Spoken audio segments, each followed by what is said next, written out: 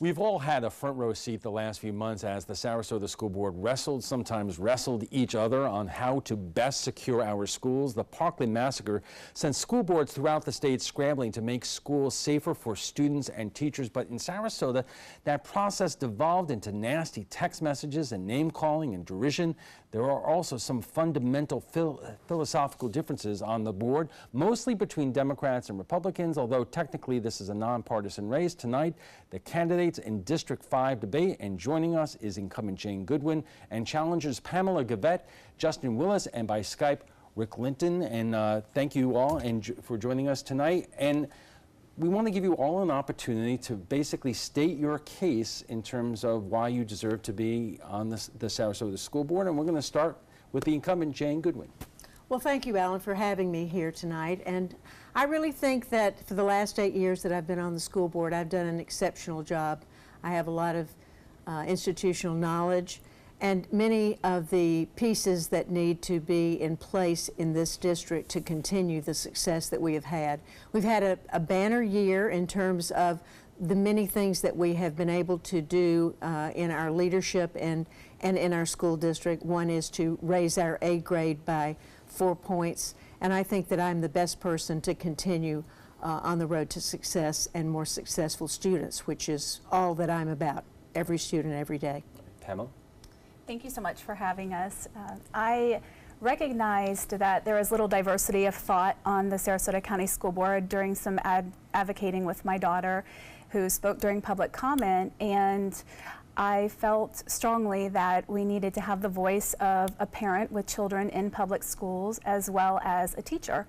And as a result, have been looking at some data and am deeply concerned about the 14,000 students in Sarasota County that did not demonstrate proficiency in reading. And as we know, reading is a top priority if we're going to be improving our district grade.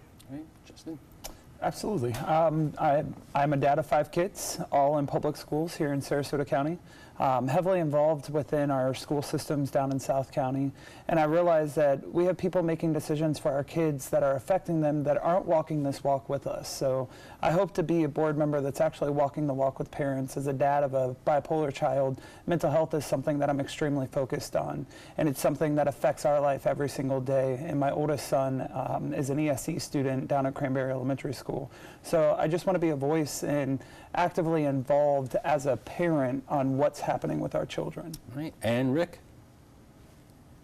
I've been a full-time science teacher in high schools for the last 18 years, and I feel strongly that the time is come for there to be some teacher perspective added on. At least one of the 5 members of the board should be a teacher. I feel it would have a major effect on many of the decisions that the board is asked to make.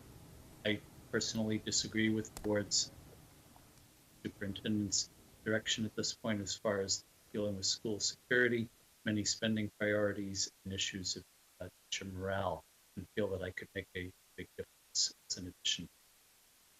Okay, our conversation with the candidates for the District's 5 seat on the Sarasota School Board continues. Welcome back. Round 2 of the Sarasota School Board debates. Tonight, the candidates in District 5, and joining us for more are incumbent Jane Goodwin and challengers Pamela Gavette, Justin Willis, and by Skype, Rick Linden. Elections or re-elections are about whether or not voters want to keep their incumbent or fire them. Jane, make your case in terms of why voters should rehire you. Well, I've been a volunteer in the school district for over 20 years and worked diligently in leadership on all 5 of our referendums, one of which passed this year at 79%. That's made all the difference in the world to our community in having an operating budget that is fluid and flexible in those things that we need, like an expanded school day, which has given us a whole additional year of instruction for those students who go from K to 12 in our school district. I've also been involved in 3rd grade reading and looking at our students who are K-3 and can't read or having problems. The things that we have a problem with in our 1 and 2 performers, which are the low performers, are not just what happens in a reading test, because we know tests don't tell everything. It's what's happening in the dynamics of those families. And when I look at them, I see a lot of ELL, English language learners, which decreased or dipped a bit this past year, but I also see some students who are having emotional and special needs situations, disadvantaged families with ESE students, and we need to fix that. And I think some of the things that we're going to do this next year with our new component and budget for mental health will help. I'm concerned that this will only be 1 year, however. Okay. Pamela, make the case, why should voters fire Jane Goodwin? Well, I really believe that the voters need to look at who brings the best advocacy for students. You know, it's a school board race, and not necessarily that Ms. Goodwin hasn't done a great job in the 8 years she's been here. It's just perhaps 8 is enough. And again, we see with our 3rd grade readers that that score continues sliding in the wrong direction. For example, last year we had 858 students that weren't proficient, and this year there were 1,056. And I believe that if that hasn't been accomplished with 8 years of service, then perhaps it's time for a new perspective. And what better perspective than having a parent who's had children in Sarasota County schools for 10 years. I'm also a product of Sarasota County schools, and I'm also an elementary teacher. I'm the only person running in this seat that I sat across from a student and taught them how to read. Okay. Justin, why should Jane Goodwin be fired? Well, I'll tell you why I should be hired instead. As a dad of 5 kids, I'm heavily involved in our schools. I've spent a lot of time actually sitting and helping with volunteering with the reading programs down in South County. I've grown up in Northport. I graduated from Northport High School. I'm a business owner in Northport. I'm investing in my community, and I'm helping be a voice for these parents where they need it at. I'm walking the walk with them, not just your smartest kids, not just the best kids, not just the worst kids, but I have 5 kids that range in very different areas, whether it's in the arts, whether it's in the music program, whether it's my daughter who is an extreme athlete, my daughter who suffers from bipolar disorder, my son who is an ESE student. I'm actually walking this walk with these parents. Okay, and Rick, to you, should Jane be fired, or is this rather a case that you should be hired? I guess a little of both. I would say up until the current superintendent assumed his role about 1.5 years ago, I think the board was probably considered to be doing a fine job. Since he's come on board, though, I think a lot of people in the district feel that things have made a change in direction and not for the good. For example, on the issues of school security, whether that's something that the district should be creating its own internal security force, as Todd Bowden, the superintendent, is advocating and the majority of the board has agreed with, or whether we should continue to rely on local law enforcement, which I feel has the expertise needed to handle this job. So things have changed in the last 1.5 years, and it's really because of that that I've decided to join this race. Okay, we are just getting warmed up. Our conversation with the candidates for District 5 for the seat on the Sarasota School Board will continue right after this break. Welcome back. Round 2 of the Sarasota School Board debate. Tonight, the candidates in District 5. Joining us for more are incumbent Jane Goodwin and challengers Pamela Gavette, Justin Willis, and joining us by Skype is Rick Linden. We went through an interesting couple of months after the Parkland shooting in terms of how to best secure our schools. There are a range of options that were on the table, and I'm going to ask you some of the same questions we asked the other candidates running for the other seats.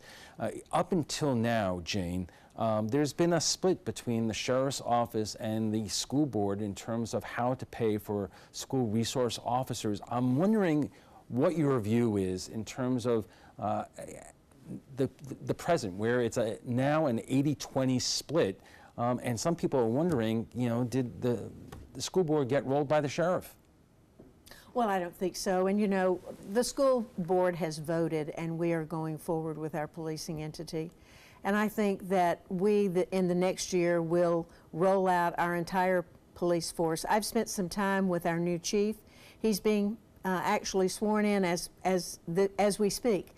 And I think that he is going to do a remarkable job. He's hired 3 sergeants who are very able-bodied. One is a lawyer, one is a chief retired, and another is one of City of Sarasota finest retired officers. So I think we're on the right direction. We're going to do some very engaging things. You know, I always say we're hardening the exterior of the buildings and we're softening the interior. These officers are going to be and play key roles in softening the interiors and making sure that they are the connective tissue between the students and our teachers and staff.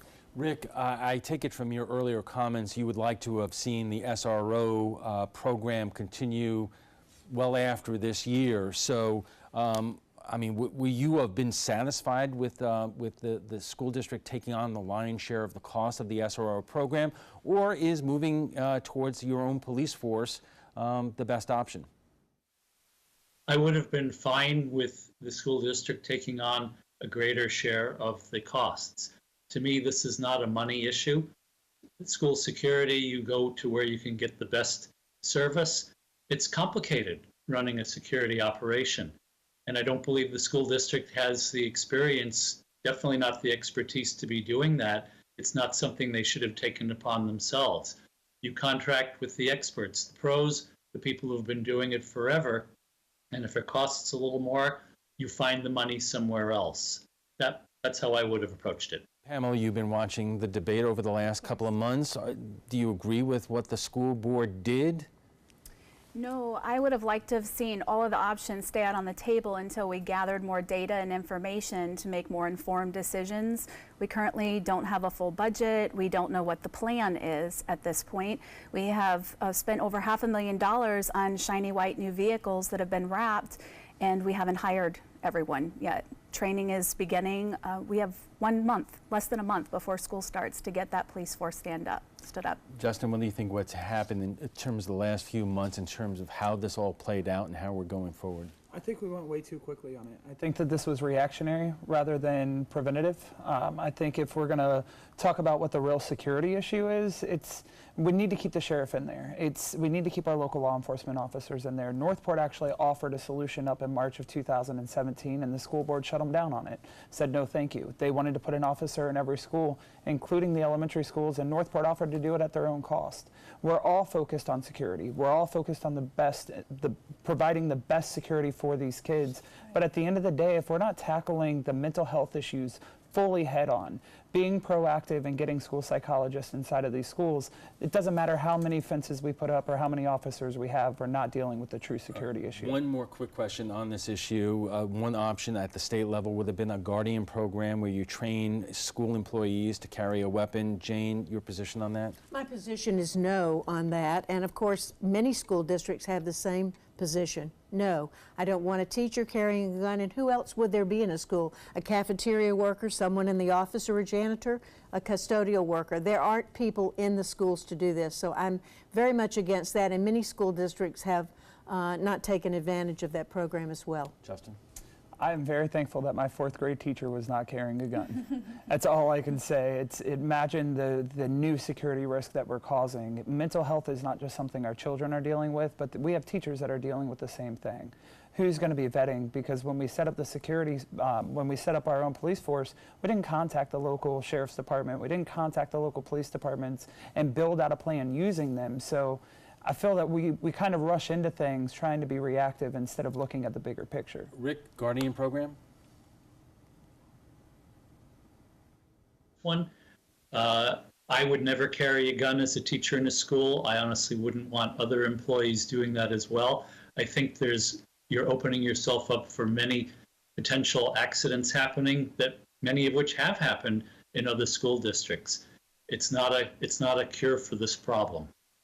Okay, Pamela. It's my understanding that there are 21 districts that are utilizing the Guardian program, and I know our charter schools here in Sarasota are doing it so as well.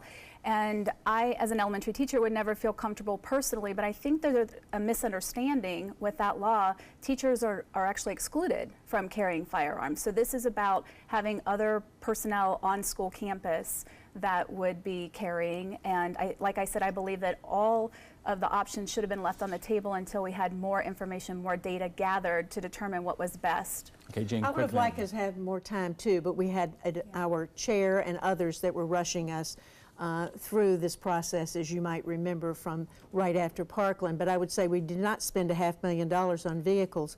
We had other large box trucks and other things in that budget that you're adding in as well. So let's not confuse that issue. I think the Guardian program is something that our charter schools are doing. I would like to see us at some point in time offer the ability to cover with our police force our charter schools, because I know that they are concerned about doing this, but they have no other alternative. The sheriff was not willing to help them out. Now, the question, how do we pay for all of this? Because obviously we're raising taxes locally to, that was talked about before all this came to fruition. There is a certain amount of funding from the state here, but this was all... It's one-year funding. Right. And the thing is, the idea was to increase the amount of money that was spent on per pupil, but that's not really being done right now, is it, Pamela? No, not at all. And my concern, being in education since 1992 in the state of Florida, is that the state gives, but they also take away. So we need to look at what that big picture is, and that's my initial comment, is that we don't have the plan in place, what this will look like long term. Jane? Well, I really think that we are doing a great job of putting this plan in place. We have hired and will have hired 24 officers for elementary schools, most of them with better than 20 years experience in law enforcement. They're coming to us from all different states in the union with certifications already. So the training will take place. It will be rigorous, but the mental health component and the component that has them helping us front end as opposed to finding out later will hopefully make all the difference in the world in what we're doing. And we didn't have that in the contract with other law enforcement. Again, Justin, the original idea was to increase the spending per pupil in Sarasota County. That's really not happened so much. So are you happy how all of this is being paid for? No, I honestly think that it's crazy. I mean, we should have sat down with the sheriff and the local police departments before we ever even had this conversation. We should have came up with a plan. We sat with them on numerous times. But here's the deal: our funding has decreased. But in it, you also have to realize the school board had a meeting with Bridget Ziegler there, and only 2 board members showed up. You were one of the ones that didn't show up to that meeting, and the sheriff and both of those chiefs sat there and said they never heard from the school board. Nobody reached out to them. Nobody's talking to them about what's going on. So you may be being told that this is what's happening, but the superintendent also said that he made an agreement with the sheriff long before he actually did. So maybe the issue is with the superintendent and some of the information that he's giving you guys. Jane, I'm going to give you a chance to respond, and Rick, I promise I'm going to get your reaction in a moment. Well, I really think that, some people remember things differently than others. I know that we had, because I personally had a conversation with the sheriff, so I know that happened. And nothing came up about the 50-50 split or the 80-20. I'm talking about the sheriff now. I have conversations with the superintendent almost every day. But what I will tell you is this: we are doing the best that we can for students. We want to keep them safe and secure. We will harden our buildings more so than almost any district in the state. Okay, but Rick, let me get your take in terms of how we are paying for it, and are we spending enough money per pupil? It really largely comes down to budget priorities. So I would acknowledge it probably would cost more money to use local law enforcement agencies to secure our schools as opposed to an internal security force. So where is the money going to come from? In looking back at some of the spending priorities of the current superintendent since he came into his job, he wanted to spend $500,000 initially on renovations to the school headquarters in Sarasota. He wanted to spend $225,000 over 2 years to hire a public relations firm to take on roles that previously had been done internally by staff. And he spent over $2 million in hiring new assistant principals within the district. None of those things, in my mind, have had a direct positive impact on our student education. And money spent in areas like that could definitely have been redirected towards school security. We have to take a quick break, and we'll be back for final thoughts when we return. And our guests join us right now for final thoughts. And Rick, we're going to give you a chance to close it out. Okay. As I've said at the beginning, I feel like I'm somewhat unique in this race in having had the last 18 years of my life spent as a full-time high school science teacher. I think it gives a unique perspective that the board absolutely needs at this point.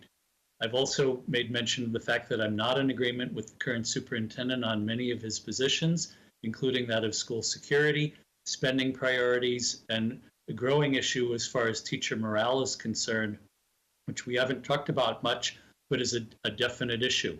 We've got some wonderful teachers in the district. The last thing we want to do is lose them out of frustration. But my sense is a growing number of teachers are very frustrated with the way the superintendent and the board have been moving. I would try to correct that. Okay, Jane.